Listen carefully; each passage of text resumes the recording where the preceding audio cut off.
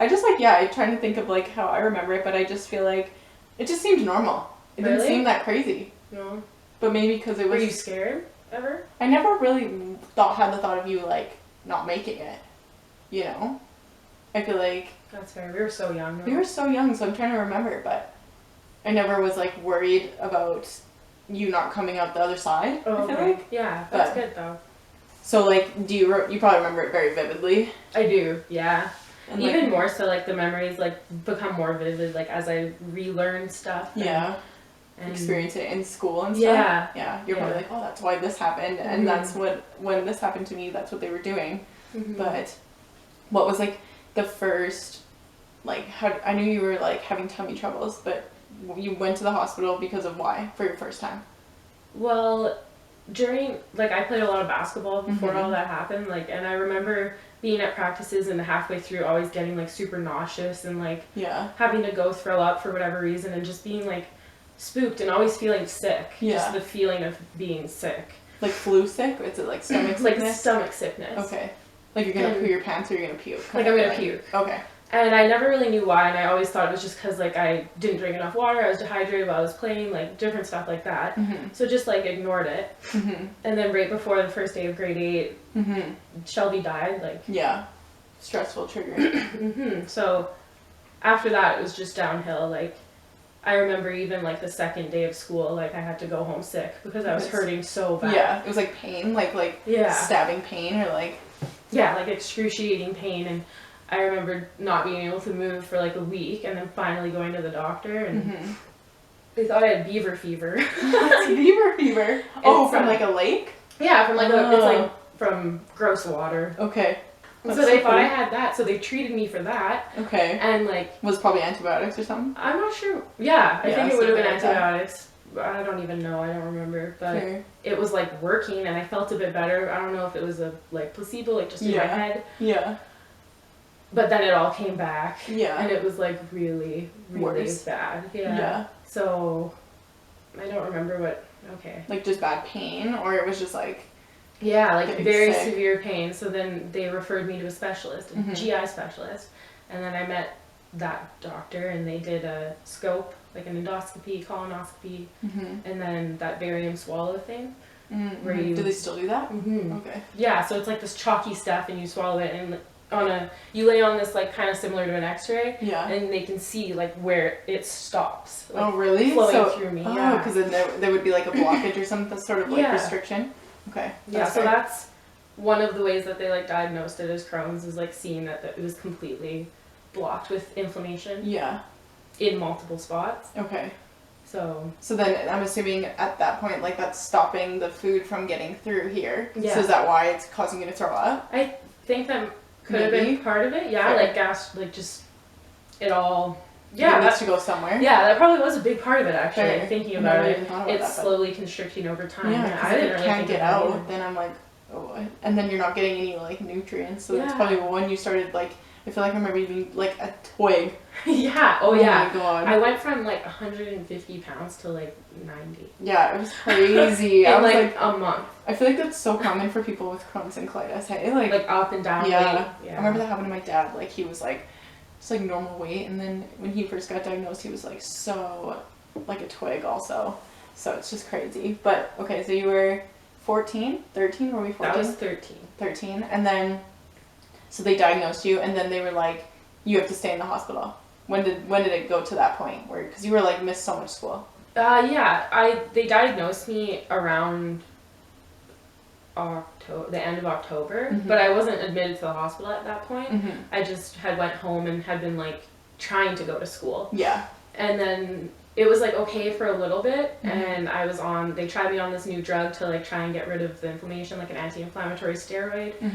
And it was like okay, but then I started having issues with my leg. My right leg. Yeah. Yeah. What was happening with your right leg again? I remember. So I couldn't walk. Yeah. And couldn't straighten my leg. So oh my God, was that the most scary feeling ever? Like I couldn't straighten it. And it was just happened one day. Like I woke up and it was just like severe, like I couldn't straighten my leg. Oh my God. And I thought it was my joints because the doctor told me that Crohn's can like affect your joints and like cause inflammation in your hips or your knees or your wrists even. Yeah. So you were like, this is normal. So that's all I thought it was. Like, I thought it was just happening in my intestine and there. So I was like, okay. Like, I went to physiotherapy for weeks and, like, trying to, like, just get it to be better. Yeah. Nothing was working. I was on crutches every day. Oh my god, I remember this, and I never know why. But I was on crutches every day, and it ended up being, it got so severe that one night, my parents rushed me to the hospital because my fever was, like... I remember this too. It was at, like... over 40 degrees. Mm-hmm. What's a normal temperature for a human? 36. Okay. Anywhere from 36.5 to 37.5. Fair. Celsius. So then 40 is like pretty intense. Yeah, that's like almost like something was happening like in my body, like definitely like septic or something. Yeah. So that's like a severe infection, and I ended up getting rushed to the hospital, and it happened that my intestine like burst. Oh my god, I didn't know that. That's crazy. Because of the, like, restriction? Yeah. Mm-hmm. So it ended up bursting through. That's crazy. I didn't know that, Jules. Yeah, and, like, for that whole time while I was doing physio, all those days, all those weeks, it was, like, draining into my leg. Oh, my God. You must have felt, like, awful, like, all around, not just your leg. Hey? Like, you must have just felt, like, low energy and just... really sick. Yeah. That's fair. So then that's when you got admitted into the hospital, right? Yeah, I got admitted that night, like, immediately, and was there for months after that. That's until fair. Lots of stuff happened in between that, and then I got the surgery.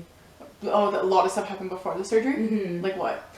Well, there's just, like, just being in the hospital and them trying to figure out if I would need surgery. Yeah. Because with Crohn's and colitis, like, surgery is the last resort. Yeah. Like, they never want to jump to that as a solution because it, like, really changes your life and can affect your future a lot. Totally. So just being 13, they were really afraid that it was so bad that they would have to take out as much as they did. So they were trying to see if any kind of medicine would calm it down. What did they do about, like, your burst intestine, though, at that time? Did they, like, stitch it shut or what? They put a drain in my hip. So at that I remember this because you had a bag, right? yeah. So at that point I hadn't had a surgery or anything yet, but they went in and they like put a drain in my abdomen, or it wasn't my abdomen, it was kind of like right on my side of my pelvis, and it was just draining all of that nasty fluid. Right. And I wasn't allowed to eat anything at that point. Like I was getting just fluids, right? I was getting TPN feeding, which is the total it's totally through your vein. Whoa. Yeah.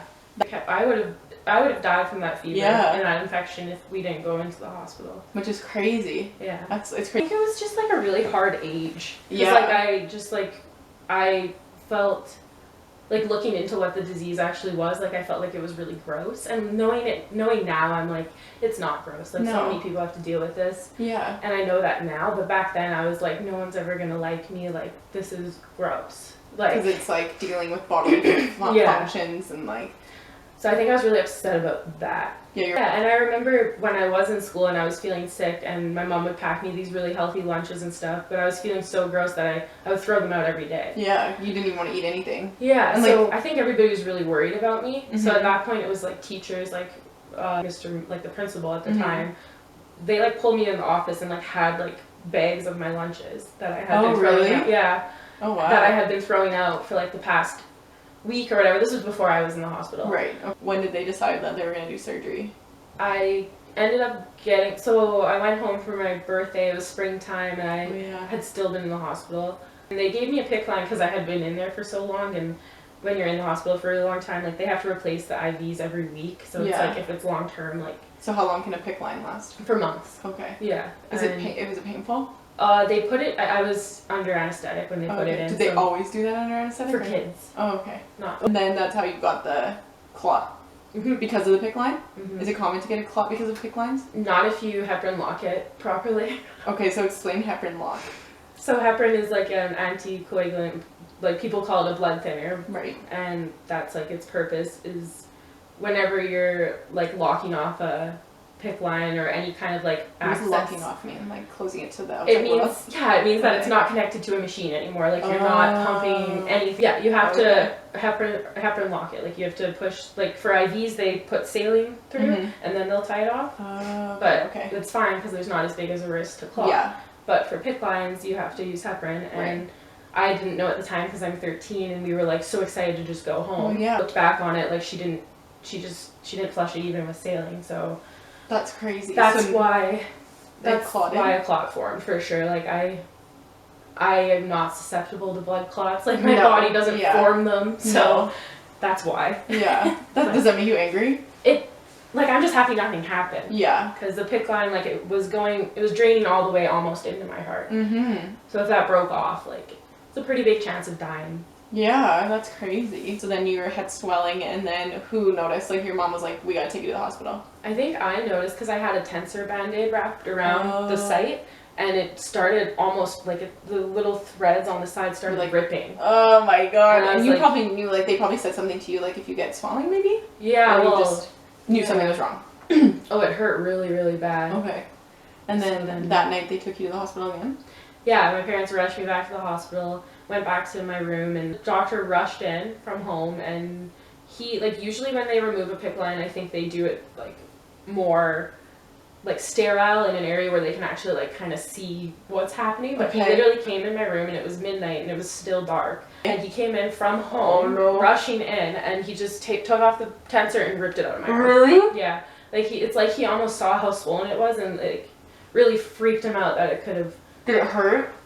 No, it didn't hurt. I was just happy it was out of me. Wow. And then seeing that clot hanging there. The clot came out with it? Yeah, it did. Oh my god, thank God, hey? Yeah. But then I was on heparin shots for every day for the next 8 months. Such painful needles. I feel for people on heparin. It's just burns. It stings. Oh, really? Yeah. Oh so that sucked every day. It happened in the meantime from getting the PICC line taken out to then deciding to get surgery. Like, remove part of your intestine. At that point, I just continued, like, my day-to-day life in the hospital. Like, just medication and just, like, normal... Were they just trying to see if it would, like, calm down on its own? Yeah. Okay. They were trying to give the medication a chance. Right. So at that point, I had started, like, Remicade and Imuran, but it just wasn't doing what they expected because it was so severe. Mm-hmm. Yeah. Because you were one of, like... You were in a textbook. You're one of the most severe cases as a kid? Yeah, that's what my doctor said. He said he did a study on me because he was from Egypt, I think. I forget where. Just temporarily to study, like, gastrointestinal diseases. And he chose me and did, like, a study on me and stuff. That's crazy. Cause not something I'm, like, necessarily proud of. No, but it's pretty, I know, but it's, like, that's a crazy thing. Like, it's pretty rare for them to see a kid with that severe, like, needing surgery that young. They were very nervous about taking that much out of me because they, like I got a surgery 2 years ago. Yeah. They were, like, nervous of it having to happen again. Yeah. And it did. Yeah. And I guess the first surgery he found a lot more than he expected to find. Okay. So. And, like, then, so, for example, because I know how, like, Crohn's, it'll be, like, your intestine, and then here will be inflamed, and then down here will be inflamed, and here, like, different spots. It's not just like one. Yeah. So then how do they operate? Like, how do they? Well, that's why he took out 6 feet, because he took out a lot of good intestine too. Oh, okay. I see. It was like a very big part of it. But it was as many spots as he could. Yeah. Okay. So then, but then obviously he couldn't take out every single spot, hey? Yeah, so then years later, 2 years ago. Was it the same spots that would have been inflamed back then? Yeah. They just got worse? Yeah. Okay. Yeah. So same situation where it, like, constricted? Yeah, it obstructed, yeah. Okay. Because, like, there's the really intense stuff, like having to do the surgery itself and the drains and the PICC line and stuff, but, like, the worst part for me was just, like, having to get up every morning and take, like, 10, 15 different pills and having to do the shot and not being able to just go outside without crutches or like, it was that stuff that was the worst. Especially the thing with chronic illnesses that people, like, kind of, I think, don't think of much is, like, the amount of mental illness that can go along with it. I'd say I was really depressed, and that's where my anxiety and depression probably developed, is when all that happened. Yeah, my family went through a lot of struggles with themselves at that time too. For a long time, I think I was in denial that it was even something that was happening to me. I also think you were in denial that, like, food would make a difference. Yeah, I think I was. Yeah. I was trying so hard to be normal and be like, oh, I can drink and I can try this and do this and all this kind of stuff, but it was really hurting me. In grade 12, maybe until, like, the summer of Big Valley. What summer was that? I don't know. 2016. So then, like, I forget that was your time where you were, like, rebellious against Crohn's. I was. Yeah, I really was. I could tell. I, like, stopped taking my pills. I stopped taking vitamins. Like, I remember that. Yeah, it was a struggle. There was a lot of, like, mental, like speed bumps, I guess, that I had to get over. Fair. It's like weird to think like your body's working against you. Like that's a weird mental feat to think like, oh, like why is this happening? So it's like, and it just seems so easy for everyone else. I know it's not. I know everyone has their own, like everyone else who has Crohn's, or just like everybody else. Just everybody else. Yeah. Like everything just seems so easy. Where for me it was like such a big deal. It's like, hey, I need to know where a bathroom is at all times. Like I need to get used to this life. And there's like so many more severe things that can happen to people and like way worse diseases, but don't take away, like it is such a, like I think a lot of people, just because they don't see you doing, like they don't see you getting injections, or it's like such a hidden disease that they're like, oh, she's fine, you know, like I feel like I hid it pretty well for a while. Oh yeah. You got the surgery, and then how long were you in the hospital before you got to go home? It was another month after that. So in total you'd been in the hospital for like how many months? It was from like October to June, the beginning of June. Okay, yeah, okay. So like pretty much the whole school year of grade 8. So I was on a feeding tube for I think a couple months after that. Okay. And I kind of just returned to normal life. Yeah. As well as I could. Yeah. I was gonna say I never like normal what it was before, but then you probably just, was that when you maybe started like, where was your mind? Were you mad, or were you just like? I remember this because it was starting grade 9, and I remember I had almost lost all my hair. Do you remember that? Your hair was definitely thinning. Yeah, just because how like malnourished I was. Like my hair, like my ponytail was like that thick. Fair. Yeah, and I remember just being so upset about the way I looked, and that's such a crazy. Yeah. But then it's like way more common in North America, right? Which is also wild. That like, I think it has a lot to do with like our stress and our mental state, and also maybe like the processed foods and like just so many things going into it, not just one. Yeah, I think there's a lot of factors about that here. You just went through a second surgery. Yeah, that was a year ago. 2 years ago. 2 years ago in June. Yeah. Yeah. And then did you like? Which was like so sudden and random. Yeah. And weird. Did you know? Were you like, oh, this feels like what it felt like that other time? Yeah, it did. Yeah. I remember it was like 4 a.m. and I like woke Connor up and I was like, something is wrong. Like, something like, different. Yeah. And then we left it and it was fine, and then it was still hurting in the morning, so we went and we were out of town. Yeah, I remember. And they just gave me antibiotics and steroids, and I was fine because it like masked the issue. Did you know you're like, I have to go to a hospital?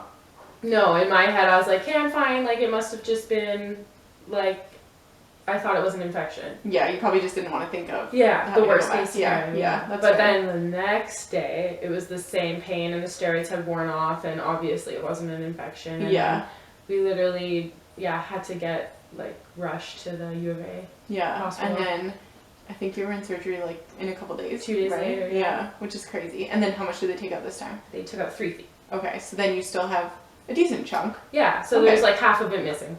Okay, yeah. That's like half. That's pretty good that you still. I think like, half is like the livable amount. Yeah. Yeah. That's fair. So then, did that second time change your perspective on things? Where you kind of like, okay, I need to like make some changes, kind of thing. Yeah.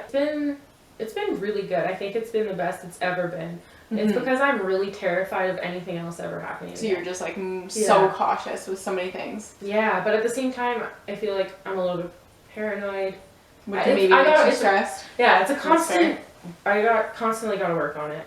Well, yeah, I don't think that's the hard part that people forget about is it's like every day, and like it is such a mental game. Like, what do you do now to deal with like the mental? I guess you go speak to somebody. Yeah, I go talk to someone for sure. Like I feel like for a long time I was in denial, like we said, and like really closed off about it all. Which is normal. Like it's something like so personal. And you find like talking to other people who have the same thing makes you feel better. I haven't met many people that have it the same extent as you do. Yeah. Well, like actually like when I was doing one of my clinicals at the Stollery, one of the doctors I had when I was a kid was there and asked me to speak at really? Yeah. Did you do it? I did, yeah. Oh, wow. What did you say? He asked me to speak to a bunch of kids and their families. It was like an awareness day kind of thing. And I just kind of shared a little bit of my story, like not to this extent. Yeah. And so did some other people. And like, it is a weird feeling. To talk about yourself? Yeah. Yeah. But it felt good to see like, it almost... Like I could tell that there's some parents in the audience that like felt like a rush of like relief. Yeah. Oh my god. Hearing my story and hearing that like it was okay and I ended up being like successful, like I guess. Yeah. Like I ended up going to university and like being able to do that kind of stuff still, not like even like do you think it swayed you into becoming a nurse? For sure. Yeah, because I feel like it's the whole reason. Yeah. That's why I feel like it should be like a more talked about thing, because like I don't know, it's just like if somebody at your work had like a gashing wound and they were like taking care of it and like doing stuff to, you'd be like, oh yeah, do what you gotta do. Yeah. But then like you are like trying to just maintain like stableness. Yeah, just trying not to I need blow to up. get what's in here out, like for my health and wellness. Like you feel guilty about it, which is like you shouldn't have to. Like it's literally like your body. I'm good now because like now I feel like I'm just like screw it. Like if I'm not even gonna say a word. I'm gonna walk away. Yeah, you don't have to justify it at all. Like I feel like you in your mind thought it was a gross thing, which it's totally not. But then, you know, like feeling to have to like justify or hide it because you're young and you're like, I don't want people to think. Like I remember you even saying that about dating. Yeah. Which is crazy. Yeah. Because like I felt that. If I was dating a guy, going on dates with a guy, and he was like, I have Crohn's. I guess maybe I'm biased because I've seen what it's like, and I know it's not gross, and I know it's just like the way you are. And anyways, and probably because I have weird digestion moments too, so it's like I would be pissed if somebody, like the person who was supposed to like me was like thought I was gross because of that. I would be like, literally it's biological. Like I like when you look at it as like a biological thing instead of like a it's like just everyone does it. Yeah, your body doing what it has to do to, you know, take care of you. So what have you changed, I guess, like, in your day-to-day? Because day-to-day is probably the hardest, right? Do you find that? That's what somebody had told me. That just day-to-day sometimes can be really mentally hard and just...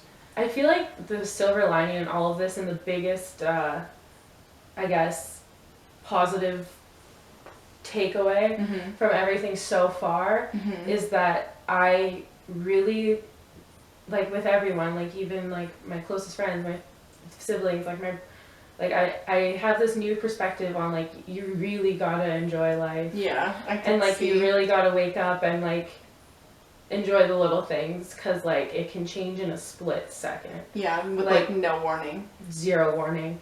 And like I think that's my biggest takeaway is like on a day-to-day basis. I wouldn't say day-to-day is my hardest struggle. I'd say not knowing the future is my hardest struggle. That's fair. I think day-to-day is where I can find calmness. Yeah. And I can wake up every day and be like, okay, I get to do this today. Yeah, like I don't feel severe pain. Like I don't tell myself this every day, but it's like, hey, I'm not in severe pain today. Like nothing's happening today. I want to enjoy it. Yeah, it's a good day. Yeah. You probably live more in the moment then.